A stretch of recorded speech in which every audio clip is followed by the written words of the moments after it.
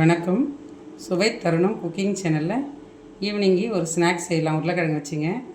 உருளைக்கிழங்கு ஃபஸ்ட்டு வேக வச்சுக்கினேங்க. அப்புறம் நல்லா மசிச்சிக்கலாம். இதை நல்லா மசிச்சாச்சுங்க. இதில் நல்லா ஒரு டேபிள் ஸ்பூன் ஃபுல்லாக மைதா மாவு சேர்த்துக்கலாங்க. அப்புறம் ஒரு 1.5 ஸ்பூன் கார்ன்ஃப்ளவர் மாவு சேர்த்துக்கலாங்க. உப்பு தேவையான அளவு சேர்த்துக்கலாங்க. இதில் மிளகாய் 2 பொடியை கட் பண்ணி வச்சுக்கிறேங்க. அதை சேர்த்துக்கலாங்க.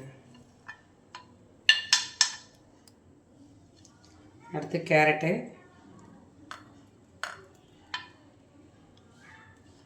பூண்டு பொடியை கட் பண்ணி வச்சுக்கிறேங்க. கொத்தமல்லி பொடியை,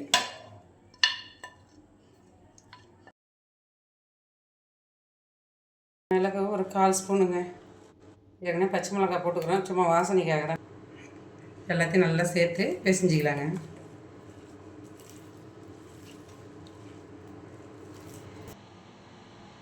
இப்போ இது ரெடி ஆகிடுச்சிங்க. இதை எடுத்து அப்படி வச்சுட்டு இப்போ கார்ன்ஃப்ளவர் மாவை அதுக்கு கரைச்சிக்கலாங்க.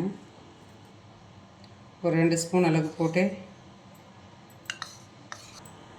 இப்போ தண்ணி ஊற்றி நல்லா கொஞ்சம் தண்ணி பதத்துக்கே கரைச்சிக்கலாங்க.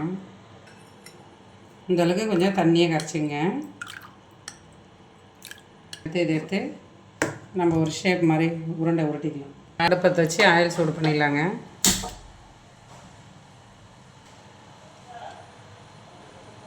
பொரிக்கிறதுக்கு தேவையான எண்ணெய் ஊற்றிடலாம்.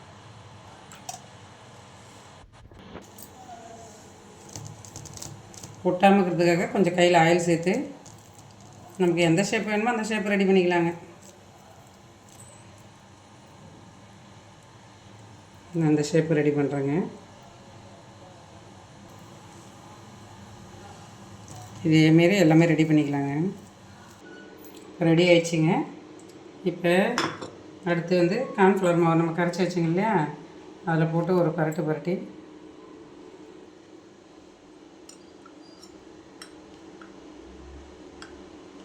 இப்போ இதில் போட்டாச்சுங்க. அடுத்து பிரெட் கிராம்பில் போட்டுடலாங்க. எண்ணெய் ரெடி ஆகிடுச்சிங்க, காஞ்சி. இப்போ அதில் போட்டுடலாம். ஒரு பக்கம் வந்துச்சுங்க. கொஞ்சம் நல்லா கோல்டன் கலர் வரணும்.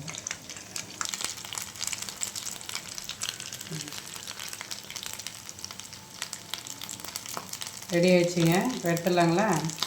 நல்லா கோல்டன் கலர் வந்துச்சு பாருங்கள்.